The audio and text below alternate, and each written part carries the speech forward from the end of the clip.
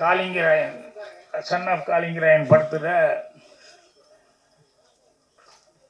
என்னுடைய நல்ல நண்பரும் நல்ல இயக்குனருமான பாரதி மோகன், அவர் என்னுடைய இன்னொரு நல்ல நண்பர், ரொம்ப சீனியரான ஒருத்தர், சண்முக சுந்தரத்துக்கிட்ட வேலை பார்த்தவர் அப்படின்னு சொல்லி இங்கே கேள்விப்படும்போது ரொம்ப சந்தோஷமாக இருந்தது. ஏன்னா அவர் தமிழ், தெலுங்கு, ஹிந்தின்னு சொல்லி எல்லா இண்டஸ்ட்ரி பூரா வேலை பார்த்தவர்.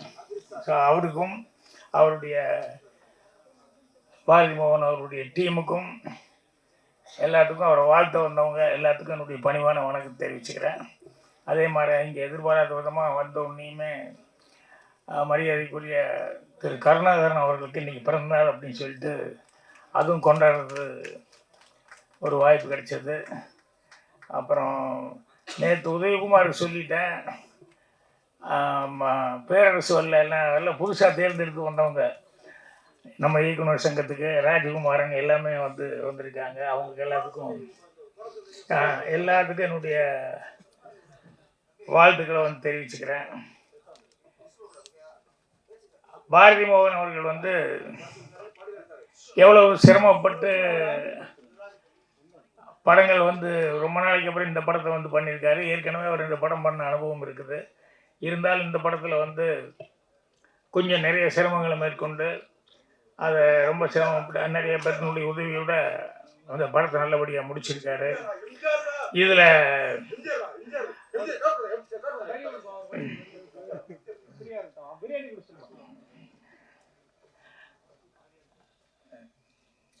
அவர்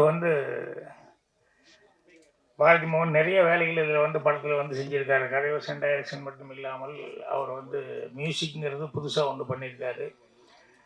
அந்த மியூசிக் என்கிட்ட ஒரு பாட்டே பாடி காமிச்சார், ஒரு மெலடி பாட்டே. அங்கே நான் ஏதோ கம்போசிங்கில் உட்காந்துருந்தேன். அப்புறம் இந்த ரிதம் பிளேயரை கூப்பிட்டுக்கிட்டு கொஞ்சம் ரிதம் இதுக்கு பண்ணுங்க, நான் பாடி காமிக்கிறேன் அப்படின்னு சொல்லிட்டு எனக்கு பாட்டு பாடி காமிச்சார்.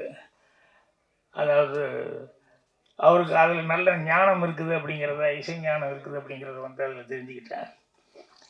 அதனால் அவரே சுயமாக எல்லாமே பண்ணியிருக்காரு. அப்புறம் நம்ம கோயம்புத்தூர் சேர்ந்தவங்க நிறைய பேர் நடிச்சிருக்காங்க படத்தில் அப்படின்னு சொல்லி அதுவும் உன்னியெல்லாம் ஃபோன் பண்ணாப்புல. இந்த மாதிரி நிறைய பேர் கோயம்புத்தூருக்கு சேர்ந்தவங்களாம் நடிச்சிருக்காங்க. ஸோ படத்தில் வேலை பார்த்த டெக்னீஷியன்ஸு, நடிகர் எல்லாத்துக்கும் என்னுடைய அட்வான்ஸாக என்னுடைய வாழ்த்துக்கள் தெரிவிச்சுக்கிறேன்.